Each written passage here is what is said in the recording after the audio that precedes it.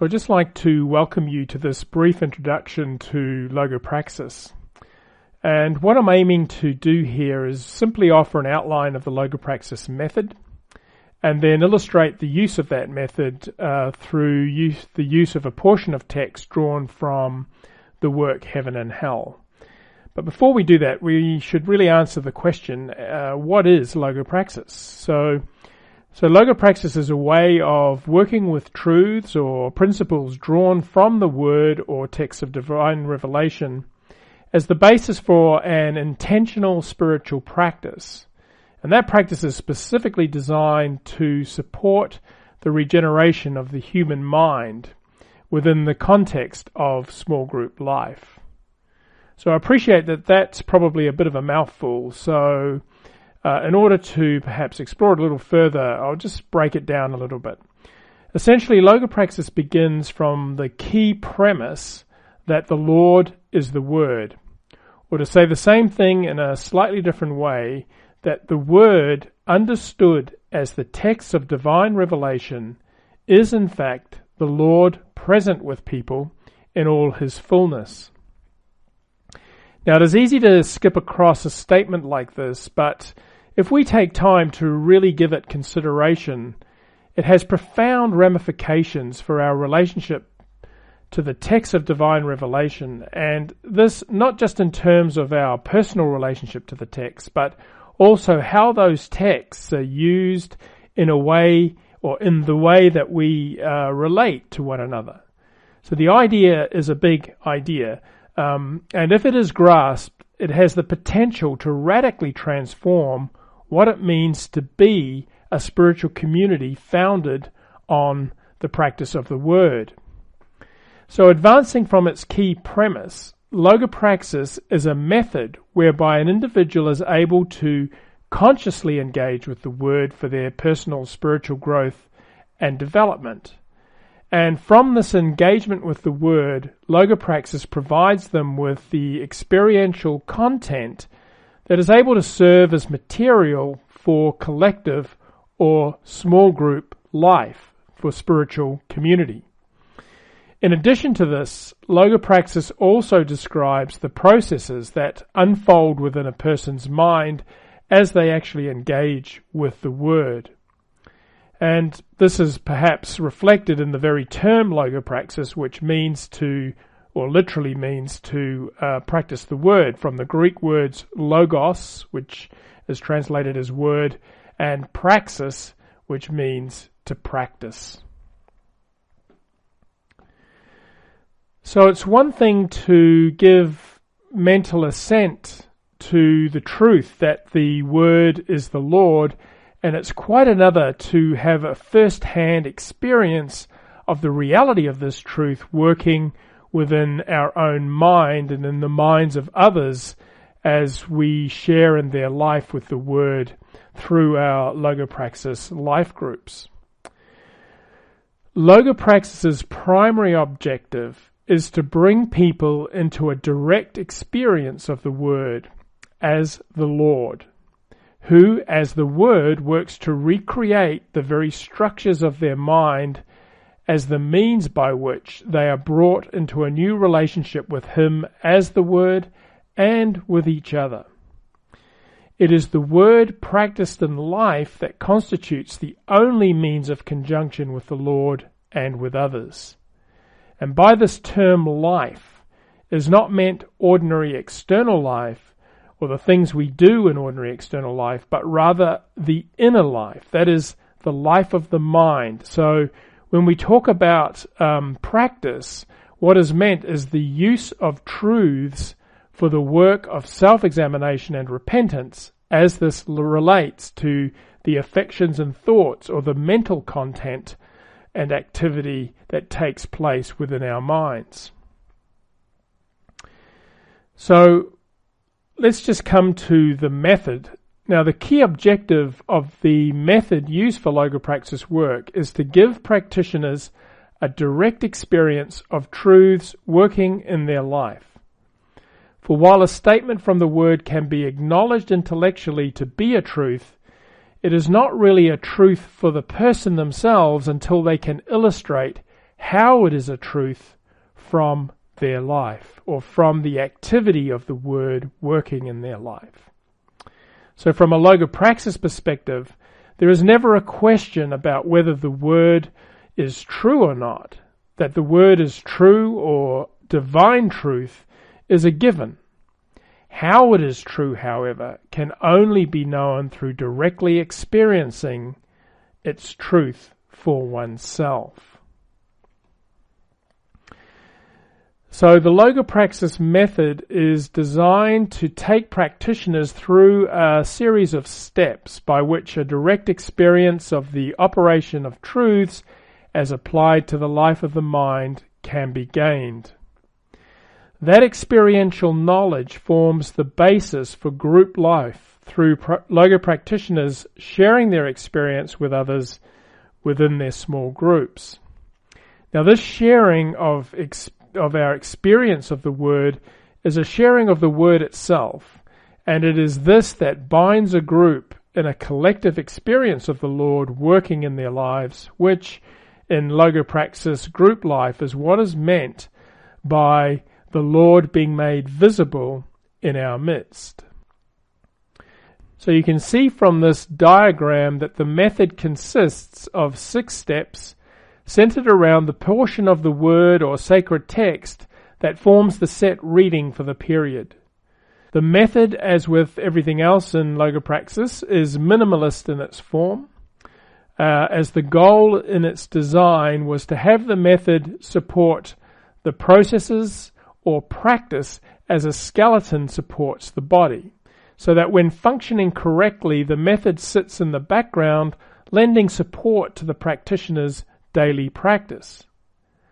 So if you were doing Logopraxis, you would see that the week begins with a set reading, or the session cycle begins rather with a set reading from the text being worked through, and this essentially forms a hub for the 6 ensuing steps.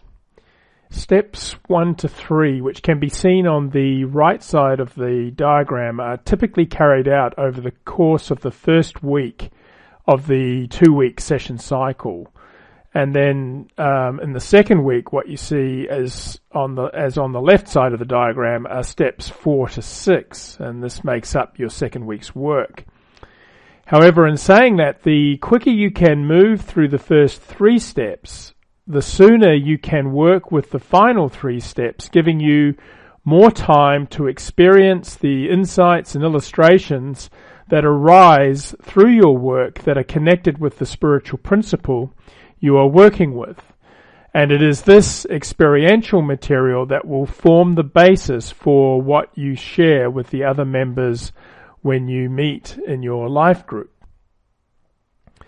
So just coming now to, say, step 1. Step 1 involves reading through the set reading for the session. And ideally, this should be done in a single sitting if possible on day 1 of the 2-week session cycle.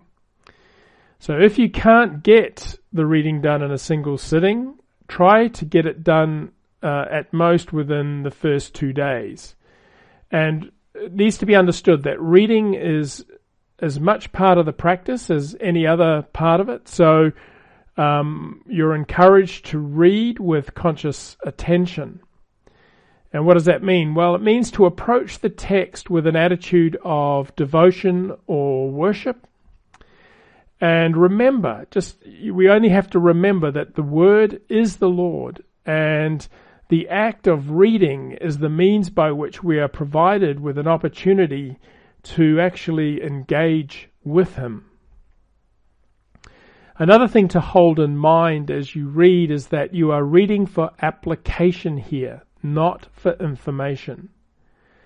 So try to engage with the text with your heart open to impressions arising from within as you read. Try to feel being consciously engaged with the Lord in the process of reading. And don't worry if you don't understand everything you read. In this work, understanding is tied to what is lived or practiced, not to what you can hold in your memory.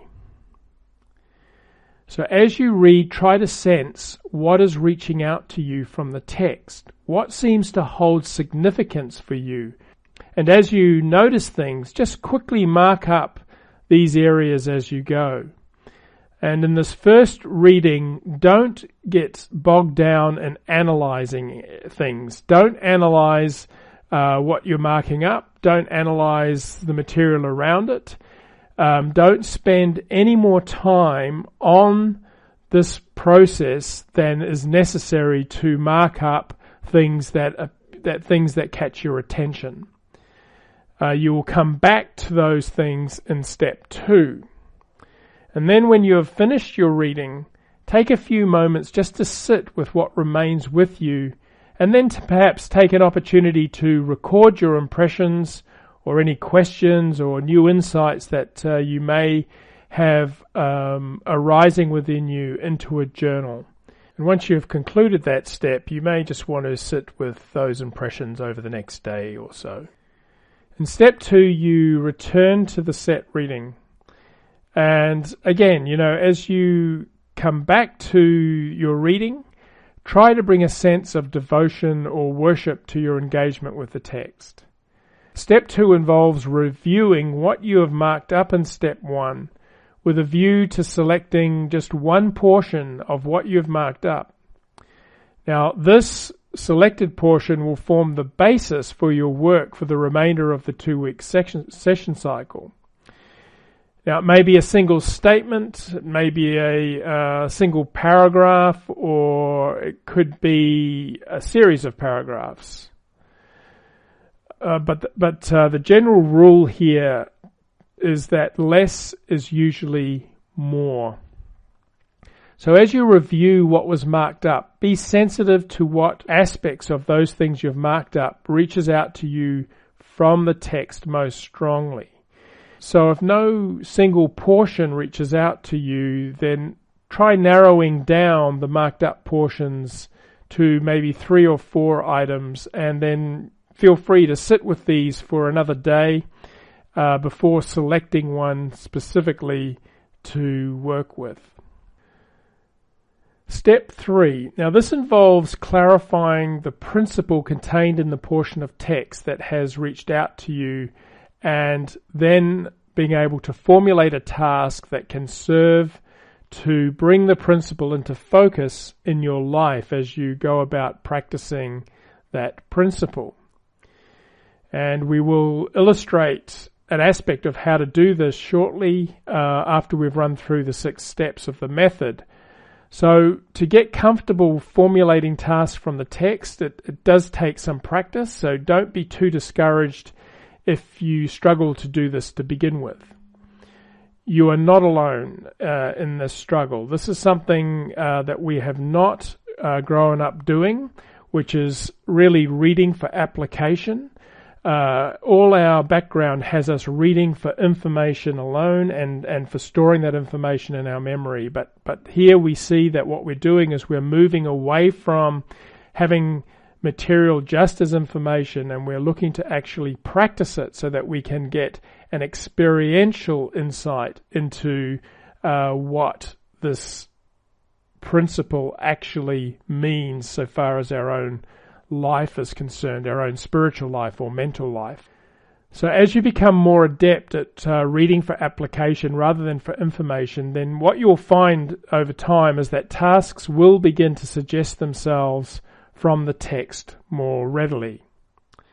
So what usually occurs for people when they first begin this work is that they sit with the portion of reading they feel that they want to work with, but they're unable to convert the spiritual principle that is embodied within the text into an actual task that they can work with on a daily basis. Now, step 4 is where the rubber really hits the road. So having read the text, having marked it up, having selected a portion of it to work with, having identified a spiritual principle and then drawn up a task that will help us to apply the principle to life, it's time to actually get down to using the task to see the spiritual principle's operation in our life. So what you're looking for is what arises within your mind. your inner life, your spirit, as you seek to implement and practice the task that you have drawn from the text. What does doing this work allow you to see? That's the question here. And as with every, in fact, it's the question that sits with every task that we seek to implement in our practice of the Word. So step 5 is coming to the closing of the process, and step 5 really involves just journaling your insights, recording them in some way, both insights and experiences that have arisen as you've worked with your task on a daily basis. And I advise, if you can, to do this each day, at the end of each day, because this material will form your final submission, which is what you'll be bringing to the group. This is a summary of your work over the period, and that bringing of your summary to the group is what takes place under step 6. Now, everybody works differently, but I can't emphasize strongly enough the need to set up a regular time for reflection and recording of your experiences of working with the Word in your journal. So we come to the final step now, and this is step 6. And step 6, you're asked to create a summary of your work to submit to the other members of your life group. Now, this can be as long or as short as you think is necessary. The important thing is that it is life-based. Okay, so what that means is that it is grounded in your personal experience of the Word, having been working with it in your life over the last 2 weeks. That is what the content for the life of the group is about.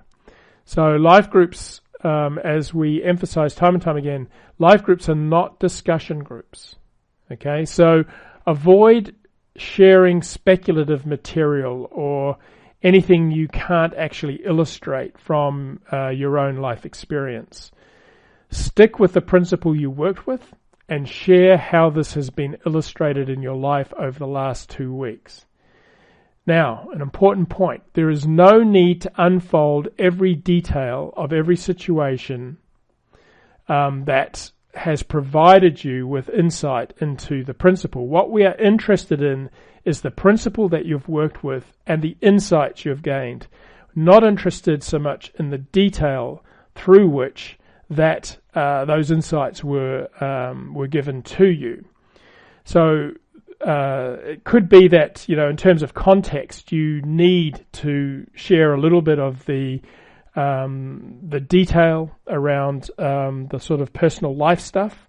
But if you can, try to avoid doing that. Try to share the principle in a way that facilitates the learning of others, and also in a way whereby they're able to take what you have to bring and perhaps apply it in their own life.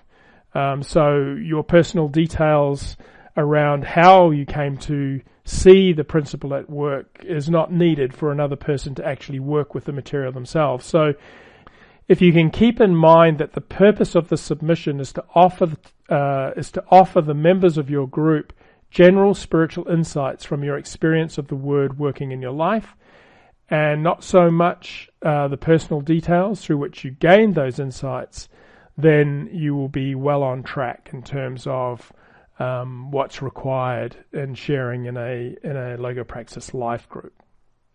So having summarized those 6 steps, we now come to a concrete example of using the steps with a selection of text from the work Heaven and Hell.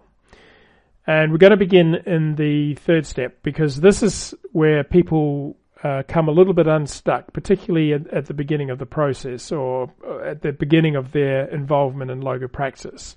So the 3rd step involves creating a task that can lead us to a better experiential understanding of the text. And so let's look at this passage here, which is from Heaven and Hell, and it's number 389. So the first thing that we need to do is identify a spiritual principle that we might be able to work with. So if we are struggling to identify a principle, then a good way of clarifying things is to summarize the key ideas contained in what we have chosen to work with. So I'm just going to read through this number here now, and then we'll work through just summarizing the main points from it. So Heaven and Hell number 389 says this: everything in the heavens is arranged according to the divine design, which is managed everywhere by the oversight of angels, with the wiser ones tending to matters of the common good or use, and the less wise to smaller details, and so on. These matters are ranked just as uses are ranked in the divine design. This also means that importance is attributed to each role in keeping with the importance of its use. Angels, however, do not claim any importance for themselves, but ascribe it all to the use. And since the use is the good that it serves and everything good comes from the Lord, they ascribe it all to the Lord. This means that if people think about respect for themselves first and for their use secondary, instead of for the use first and for themselves secondarily, they cannot hold any office in heaven because they are looking away from the Lord, putting themselves first and their use second. To say use is to mean the Lord as well, since, as just noted, use is something good, and good comes from the Lord. So what about the main sort of aspects of this text that can serve us in our work with Logopraxis? So if we just have a look at this work here, what I've done is just highlighted through use of colour some principles perhaps that could be used, and you can see them there in their different colours. And the first being, so the selection of text, or the breakdown of the text, is as follows. So the first part is, these matters are ranked just as uses are ranked in the divine design. This also means that importance is attributed to each role in keeping with the importance of its use. So that can be something that we can work with. Second thing we could work with is this idea here, that angels, however, do not claim any importance for themselves, but ascribe it all to the use. And the next section, which we could work with, says this: and since the use is the good that it serves, and everything good comes from the Lord, they ascribe it all to the Lord. Okay, that's something we could work with. Another aspect of the text here, this means that if people think about respect for themselves first, and for the use secondarily, instead of for the use first and for themselves secondarily, they cannot hold any office in heaven. So there's another portion that illustrates a principle.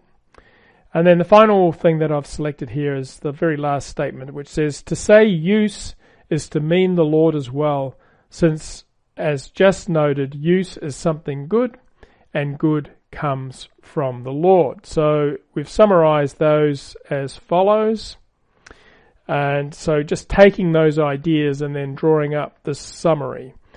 So functions are ranked in importance in accordance with their degree of usefulness. So that's a general principle that we find that's expressed in that number. Another principle is that angels claim no importance to themselves, but ascribe importance to the use. So that's another principle. Third principle we can draw from the selected text was, because use is good and all good is from the Lord, therefore in heaven all is ascribed to the Lord. And the fourth one is, if a person thinks about themselves first and the use second, rather than the other way around, they can't hold any office in heaven because they are looking away from the Lord. And the final thing that I've noted here is, to say use is to mean the Lord. Okay, so So having summarized it, let's just, so if we were doing Logopraxis using this particular passage here, and so that we can get some more clarity around things, which will help us to formulate a task, we could just identify the spiritual principle by writing it out in a clearer way. So I've just done that here, a couple of principles here. So a heavenly spiritual life is one in which the recognition of ourself is secondary to the recognition of the uses. And the next point is that the Lord is looked to and acknowledged when use is in the first place and self in the second, for he is use itself. These are ideas that we could draw from the text. I think they summarize a key element found in this particular portion of text. So the question here is, what would it mean for us to live from this principle, to experience it in our life? So what we want to do now is we really want to create a task, because framing or creating a task enables us to bring a spiritual focus using the principle we've chosen to work with into our daily life. And it's about really trying to find illustration in our life that is directly related to the portion of text that we have chosen to work with. So what might a task look like that can help me get a sense of this principle operating in my life? And the thing about this is that what you want is something you can actually do. So the more specific you can get it, the better. General tasks tend to get lost just through virtue of them being, or generally worded tasks, if you like, because they're not clear. They're not really that clear in what it is you're trying to work with. So in relation to the things that we've just been talking about, a task might look something like this: to recognize when I think or feel I deserve more recognition because of what I do, and in those times try to remind myself that I am secondary to the use and observe the effect that reminding myself of this has on my inner state. So you can see that this is a task that nails things down fairly specifically, and something that I can certainly reflect upon at the end of each day. So in this case, we've created a task that frames the principle into a form that, that we can actually put into effect whenever we remember to do it throughout our day. So I just want to highlight a key aspect here of Logopraxis in relation to this task. And what we could say about that is that this key aspect would apply to any task that we formulate and seek to work from. So Logopraxis provides us with a framework by which we can come to see directly the quality of what presents itself as the content of our minds. So without such a framework, we pretty much go about our daily lives oblivious to the quality of our mental life. And as mentioned earlier, Logopraxis involves giving attention to the life of our mind with a view to the practice of self-examination and repentance, particularly in relation to those things that belong to the very life of our spirit, or the same thing as our mental life. So what are we trying to see in using truths from the Word for self-examination and repentance? Well, there are two things that are of prime importance in this regard, and they have to do with seeing that the proprium and that the Lord are exactly as truths from the Word declare them to be. So you'll see that in this particular task, in the way that it's formulated, that there is support for not only seeing, but for directly experiencing the operation of the proprium and of the Lord. So if we choose to practice this task, then its first part, which states to recognize when I think and or feel I deserve more recognition because of what I do, if I really practice this, then it will support me to see something of the proprium active in my life. Namely, my own self-centeredness and a sense that I deserve something in this case, recognition because of what I do. So where I put myself ahead of the use. In the second part of the task, which states, and in those times try to remind myself that I am secondary to the use and observe the effect that reminding myself of this has on my state. In that part of the task, the possibility is open for me to directly experience the Lord's mercy in mitigating the effects of the proprium through the remembrance and application of a truth from the Word. Seeing what is not of the Lord and acknowledging that such things are of the proprium and therefore of the hells provides for an act of repentance or the shunning of an evil as a sin against the Lord or the Word. So from a logopraxis perspective, this is exactly what self-examination and repentance means.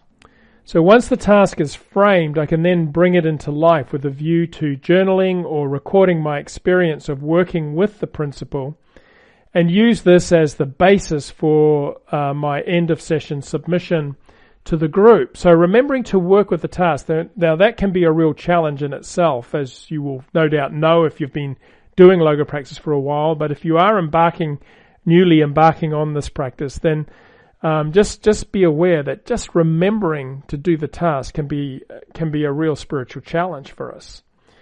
But it does tend to become a little bit easier to remember it with practice. It's like anything. Once you develop a habit, you certainly are more able to engage more regularly with your task over the course of the 2 weeks, or at least the final week of the session cycle, when you're specifically working with it.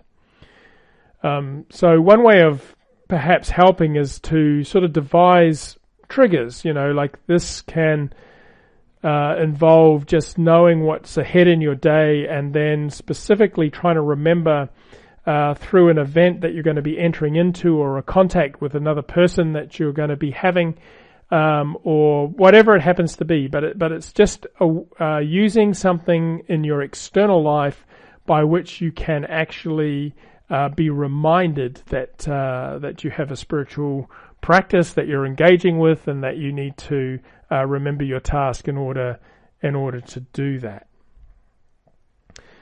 So that's really the 6 steps, and a little bit about how to draw a principle and develop a task so that you have a focus during your practice.